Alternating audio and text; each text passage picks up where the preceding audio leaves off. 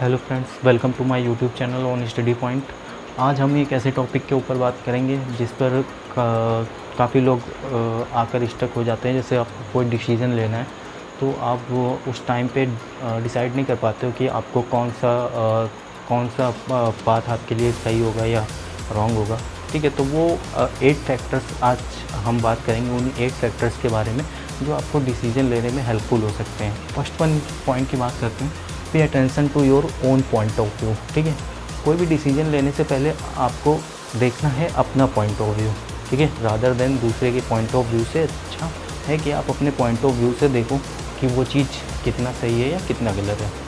Second point आता है हमारा, listen to everyone, follow your inner voice. सुननी सबकी है आपको, लेकिन फॉलो आपको अपने इनर वॉइस को ही करना है। ठीक है, यानी कि आपको करना अपने मन की है। अपने मन की मतलब आपको पूरा एक्सप्लोर करना है और उसको समझना है, उसके बाद आपको डिसीज़न लेना है। लेकिन सजेशन आपको सबसे लेना है। ठीक है, डिसीज़न आपको खुद लेना है। Third point, pay attention to important factors. ठीक है, डिसीज़न लेते समय आपको इम्पोर्टेंट फैक्टर्स ध्यान में रखने हैं।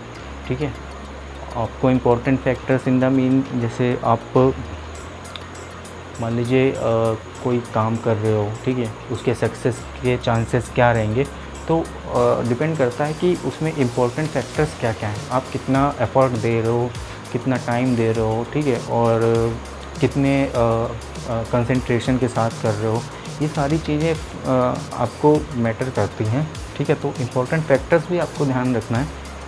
Consider the options.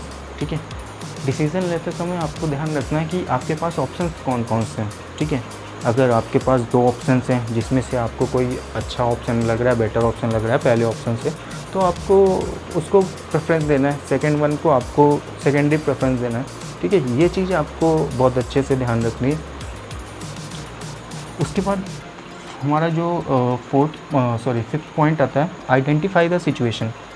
आपको कोई भी डिसीज़न लेना है तो आपको जल्दी से नहीं लेना है, सिचुएशन को आइडेंटिफाई करना है। सिचुएशन किस तरह की है, ठीक है, अगर वहाँ पर मान लीजिए कोई पहले आपके साथ इंसिडेंट हुआ है जहाँ पर आपने डिसीज़न लिया था कुछ और, बट अभी सिचुएशन कुछ और है, तो आपको उसके हिसाब से, अब मान लीजिए आप फाइनेंशियली स्ट्रॉन्ग नहीं है, बट आपसे ज़्यादा कोई फाइनेंशियली स्ट्रॉन्ग है, ठीक है, तो आपको वहाँ पर अगर आपका कोई इन केस आपका कोई क्वेरल हो जाता है या झगड़ा हो जाता है, तो वहाँ पर आपको देखना है कि आप कितना आप फाइनेंशियली स्ट्रॉन्ग हो या फिर आप उससे लड़ सकते हो या नहीं।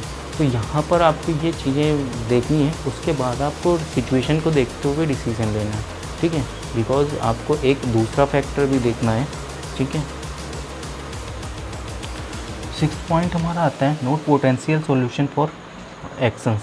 ठीक है, आपको पोटेंशियल सॉल्यूशन देखने हैं, कोई भी काम करने के लिए क्या पोटेंशियल सॉल्यूशंस हो सकते हैं।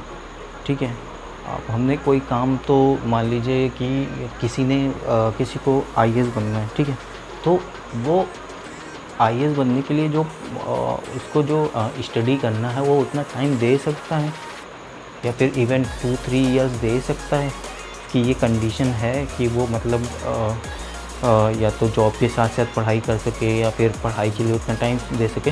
तो ये सारी चीज़ें आपको देखना है कि पोटेंशियल सॉल्यूशन आपके पास होना चाहिए।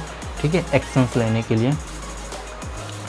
7th पॉइंट है, list the advantages and disadvantages of each option. ठीक है, हर एक ऑप्शन जो भी आप डिसीजन लेते हो उसका कुछ ना कुछ एडवांटेज होता है, कुछ ना कुछ उसके बेनिफिट्स होते हैं, कुछ ना कुछ उसके डिसएडवांटेजेस यानी कुछ हार्मफुल इफ़ेक्ट्स होते हैं। वो चीज़ें आपको ध्यान रखनी है।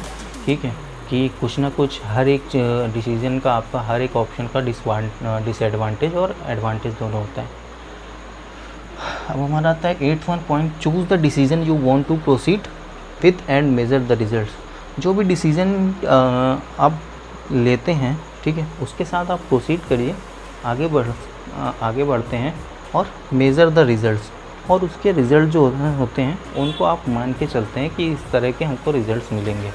ठीक है, तो ये सारी चीज़ें, ये 8 पॉइंट्स थे जो आपको आपके डिसीजन मेकिंग स्किल्स में आपको इम्प्रूवमेंट दे सकते हैं। अगर आपको वीडियो अच्छा लगा तो आप इसे लाइक कीजिए और मेरे चैनल को सब्सक्राइब कीजिए, सो दैट आगे आने वाले वीडियोस में मैं और अच्छा कंटेंट ला सकूं और अच्छे से अच्छा मैं आपको एक्सपीरियंस गैदर करा सकूं। Thank you for watching this video.